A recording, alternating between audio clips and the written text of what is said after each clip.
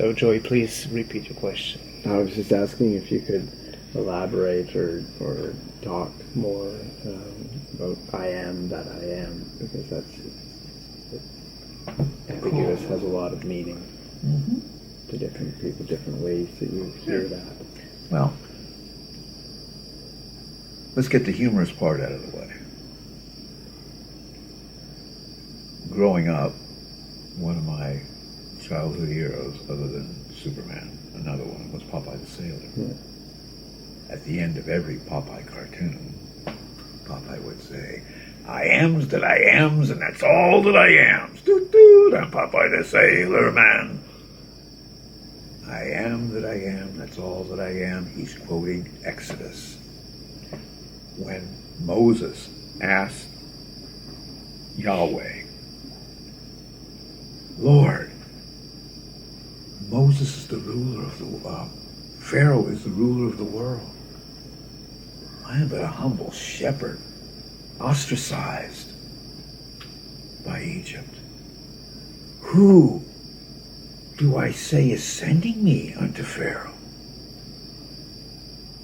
You say, Moses, unto Pharaoh, I am that I am has sent you.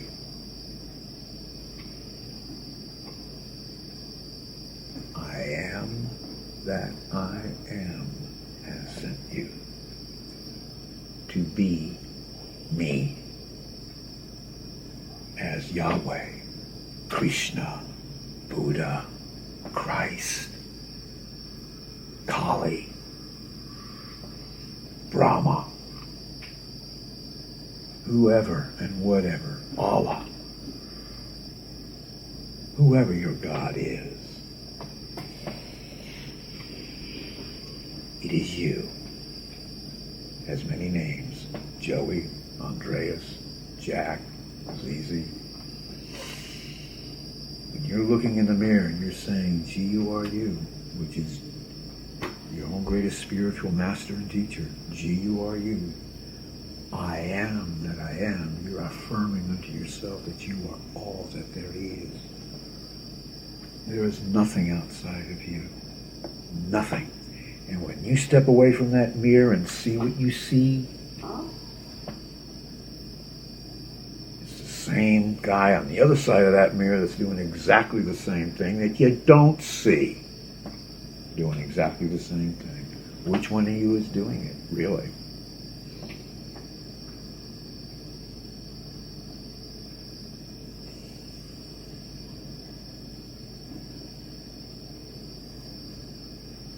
None of us, unless we have had the meditative experience of staring into a mirror and looking intently into our eyes, to make contact with ourselves in our eyes, to see the image upside down,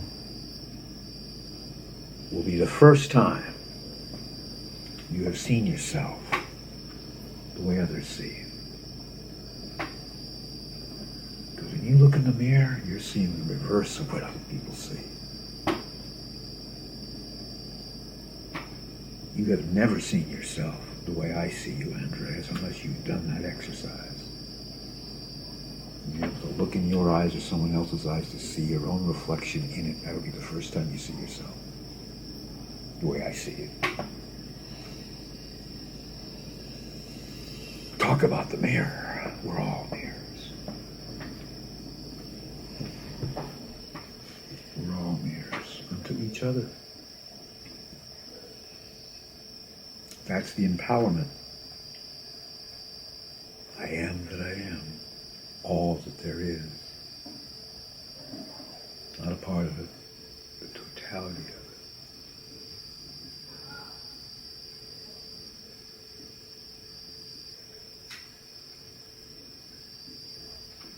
it. Becky. Yeah. That's very clear. Okay. Is it clear to you? Just asking myself, I mean, the totality of it contains just me, right? I mean, so what happens when we're sitting here and we have those mirrors actually somewhere but not visible? So how does that work? How is this I would like to understand what my eyes are not capable to see, or they're just not. It's not. Yeah, they're not built to do that. Probably. That I can see what happens, like when basically three Tauruses sit next to each other. What's happening to the currencies around us? I mean, What isn't happening in the one thing? the one thing. The bands and rings around the torus are infinite. Correct? There's no set number of bands around the torus. You mean bands like? Well, the rings that keep Yeah, looping yeah. in it, they're infinite. Then you have within the rings the other torus, that's the tornado that goes this way, when it comes the other way, it reverses and comes out. Yeah. It's all the one thing. So these that are coming from and spinning this way, or those that are coming and spinning this way, are all of us. Once we go into the center, we're all there again, collectively. Once we move back out, we're there individually again. Able to see each other. We're all part of the torus. The one torus is not infinite toruses. The torus is one massive configuration unto itself that expands and contracts infinitely to accompany anything that's micro and anything that's macro. Infinitely.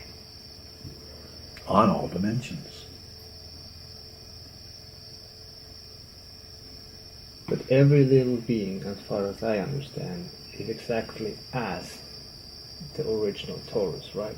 I mean, is part of the Taurus. But So is an itself. atom that make up, there's zillions of atoms in your body. They're exactly the same way too. Which one of these atoms isn't you? Well,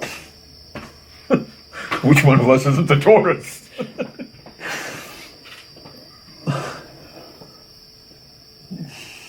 Yeah, somehow, something in me is just want to figure everything out. Feel Of course, but you understand why that, the reasoning for that. What are you? I'm all there is. But, yeah, all there is what? I'm an artist. Lunatic. Zoe's moving sound healing hands. You're a wizard. Of course you want to figure shit out. You're like Zay. Zay's a systems genius. She's got to figure things out. She goes batty if she doesn't. And she always does. Because she'll take a break from it. She doesn't have to figure it all out today.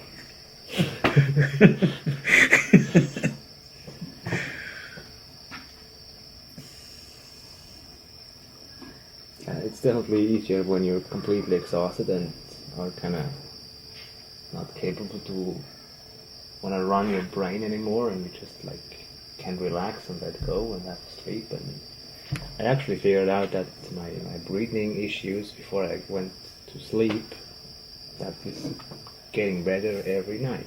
Like it's actually no, it's actually a really happy relief for me, because it was not it's not that battle anymore before I can actually go to sleep. Cool. But it took like at least 10 days. Oh my God, 10 fucking days. There's a lifetime. God, how did you deal with that? And the air, and then whatever might be around, like the Wi-Fi, or then the dogs. I mean, it was just like, yeah, elaborating whatever could be stopping me away from going to sleep. Yeah. So what was it in the end? You figured it out? Exactly that drive to want to figure out Right. that there's some unconscious stuff that I want to still find out, and it's, I just can't let it be for the moment. So I'll tell you something that you don't do that will help you a lot, and I'm not joking. It's insane, but it will help you a lot. Yeah? You can't sleep? Yeah? You've got a carpeted room in there, correct? Yeah. You've got countertops, not the wall. Well, you can do it on the wall, because the walls are just do it away from ZZs. Yeah? Take your head and go.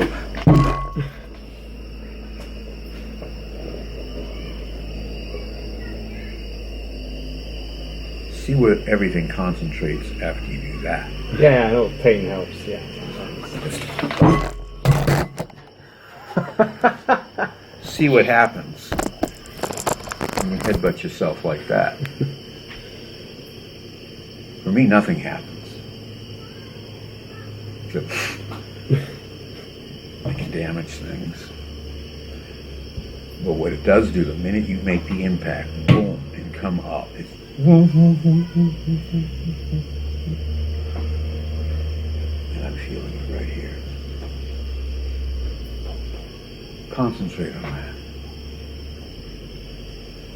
See how long you remember the time you went to sleep.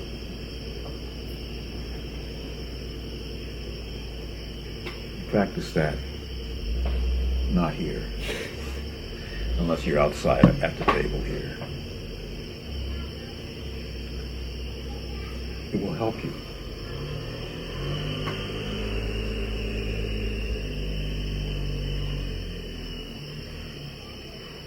You need to slow down.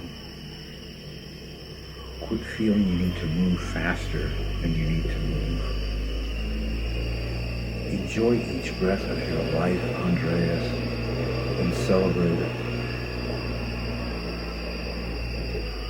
Don't have to figure everything out.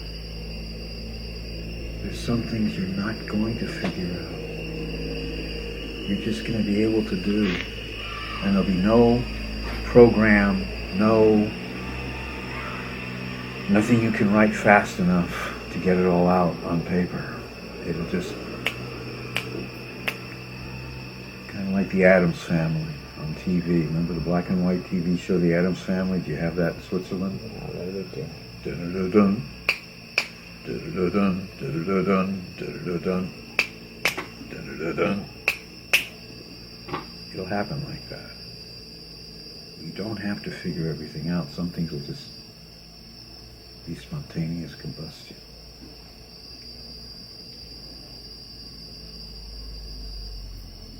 Of inspiration.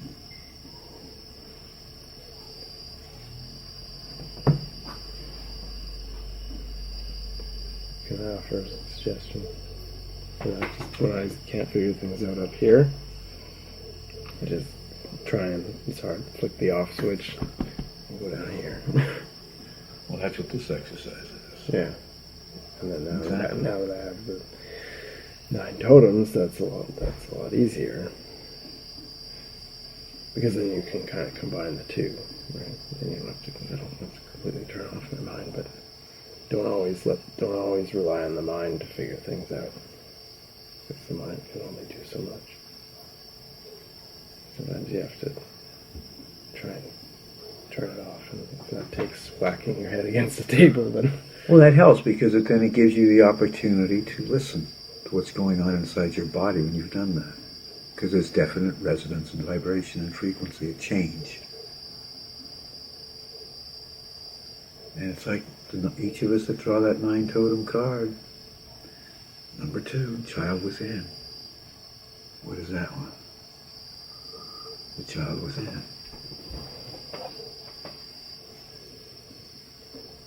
Know when to speak and when to listen.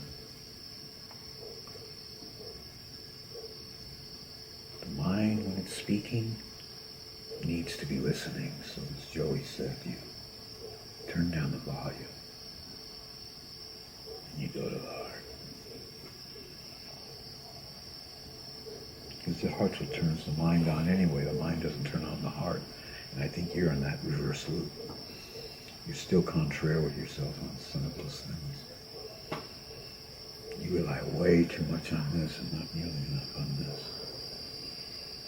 When you have things figured out here, you can go down here and say, oh, I figured it out, I feel good now. No, you don't. It's only temporary. You do it from here to trigger this, It's permanent.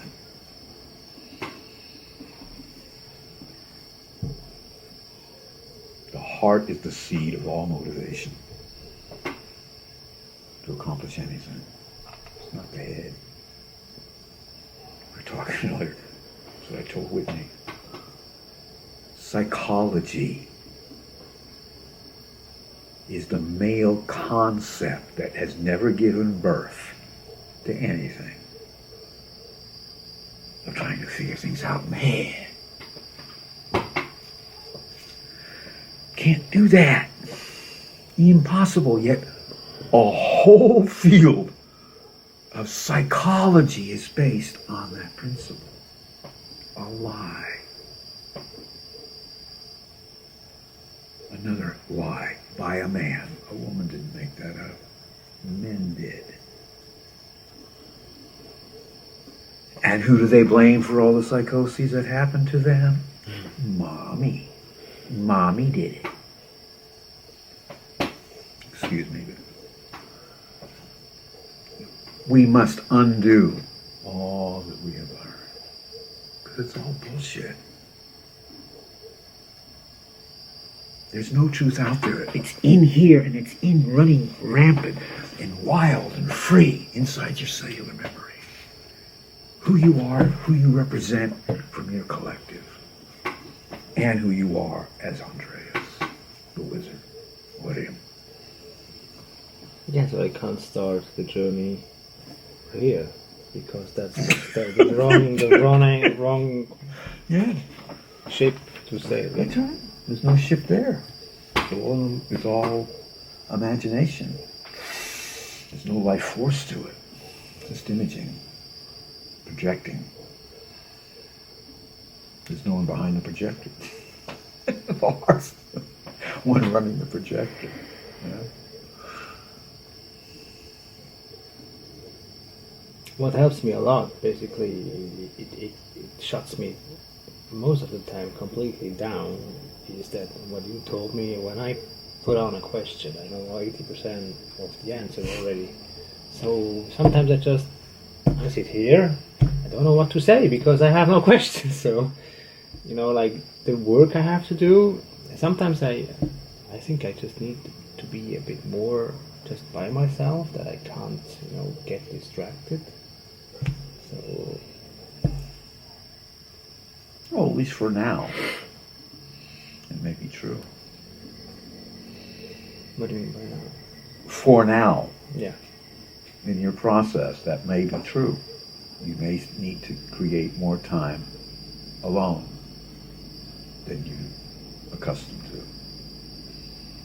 Because that's when you get to know who you are without distraction of TVs, magazines, reading a book, watching television, playing video games.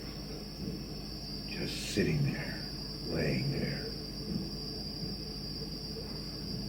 Okay, Andreas, Odium, what's up? You talk to a friend and listen to what's up.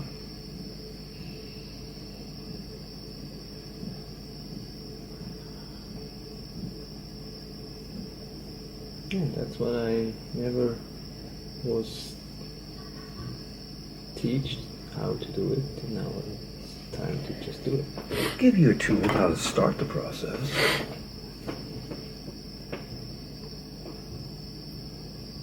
Write yourself a letter with a set of questions.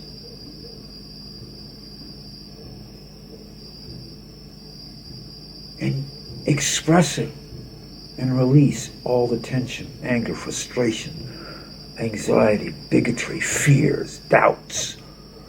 The bullshit, it's all bullshit. Get it all out, write it.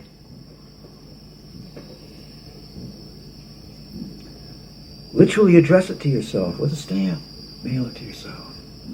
When it goes through the mailing cycle and you open that letter up, you answer it like you're divine, like you're God. You answer that troubled soul, that individual. Answer those questions for that person. Do the same thing. Mail it to yourself. What the fucking kind of bullshit is that? This is goddamn bullshit, double talking motherfucking shit.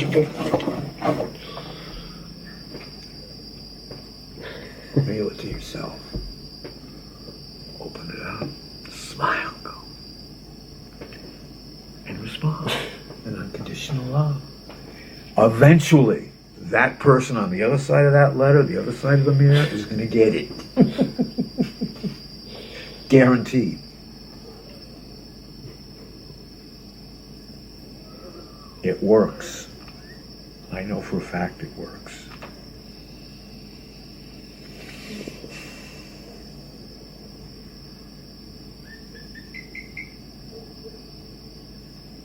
I did that for about 4.5 months in 1982. Because I couldn't go to AA meetings anymore. I blew that.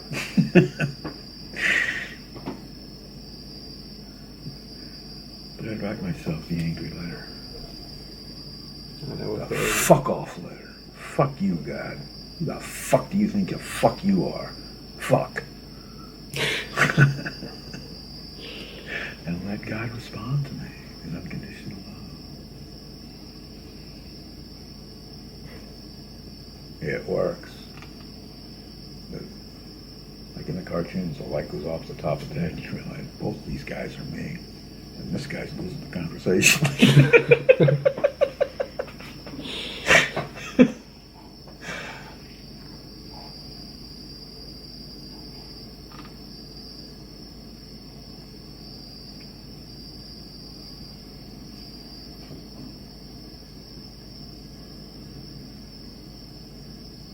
Another tool for both of you to use, if you choose to. This for you, Joe, it really works with relationships. Really, you'd be surprised how much you know. You're just in denial. Mm.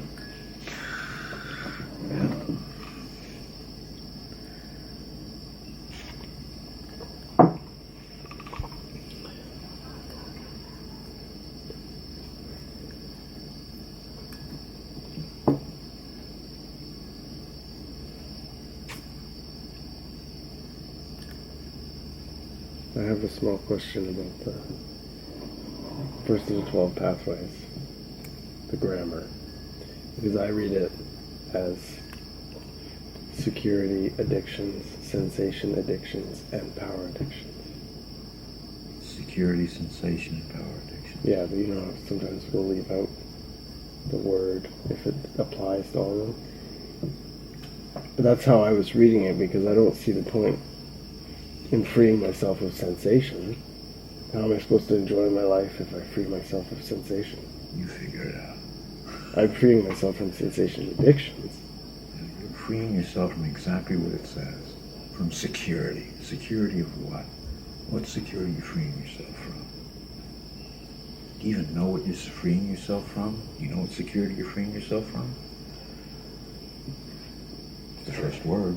What security are you freeing yourself from? I don't know, because that's not how I've been reading it. From dying, actually. I mean, that's where it ends for me. From the be afraid of death when I'm not be able to pay my bills and all that kind of machinery that works. There's 3.5 million people in the United States that don't have a job, don't have an income, and aren't going hungry, aren't going without medical attention, and have places when it's severe weather, places to sleep at night.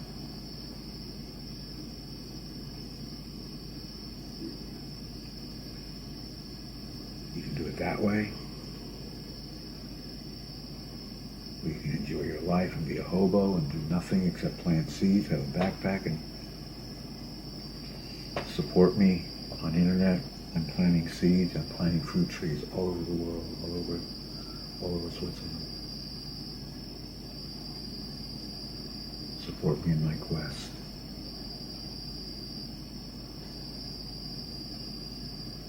any number of ways where we don't have to be afraid of that. But to answer Joey's question, the reason those words are where they're at is because they carry a particular resonance as to the three things that forcibly excuse ourselves to attempt to control our lives. Security that it's talking about is the security of having a decent paying job, a good education, a good lover, a good this, a good roof over my head. Stars are your roof over your head. That's the security from what we've been told we need to have monetarily to be secure, and philosophically to be secure.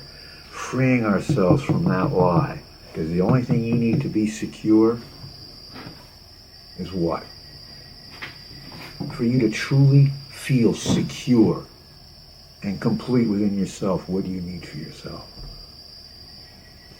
My next breath. Which is given to you by the environment that I live in. By the plants. Without them, there is no oxygen to breathe. Hug a tree. Kiss a flower. See, I just can't wrap my head because for me, if enjoying my life is the highest form of worship,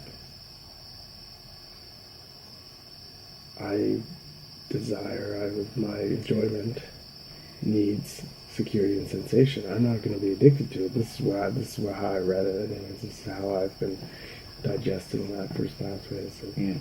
All of these were addictions, like the idea that it is a need above all else, being an addiction.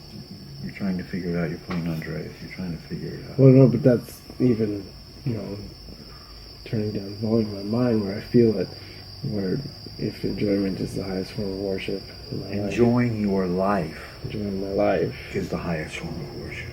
Is the highest form of worship. Right. And for me to enjoy my life the way you're taking it, you're reading something into it that it isn't saying, and that's why you're having difficulty with it. Okay. Yeah. To enjoy one's life as the highest form of worship, one needs to do what? Enjoy one's life. Enjoying one's life as the highest form of worship means that you're going to nurture, fuel it, exercise it, be one with it, nurture it, love it. Yeah? But what you said earlier about the thick Pittsburgh-style porterhouse steak with all the trimmings, and that's the highest form of worship. For somebody. That isn't awake. Okay, but the healthy vegan meal that sustains me for my activities that's worrying about his next breath because all the plants are being polluted, and now I'm eating plants, so I'm diminishing my oxygen supply. I didn't go that far. Well, but that's how far you're taking it. By analyzing it, picking it apart. No, you're misunderstanding what I'm saying. I'm not speaking very clearly. Okay, the security that we have is for you to enjoy your life as the highest form of worship doesn't mean that you're not going to have sensation. You're not going to be living your life to be stimulated by sensations. Doesn't mean you're not going to have security. It just means you're not going to live your life to maintain security. A sense, this mythos idea of what security is. This mythos idea of what sensation is. Okay. Yeah. So that makes sense. And then power addictions are just that. They're addictions of power, which is what the system thrives on and wants to make good little vacuum-packed soldiers to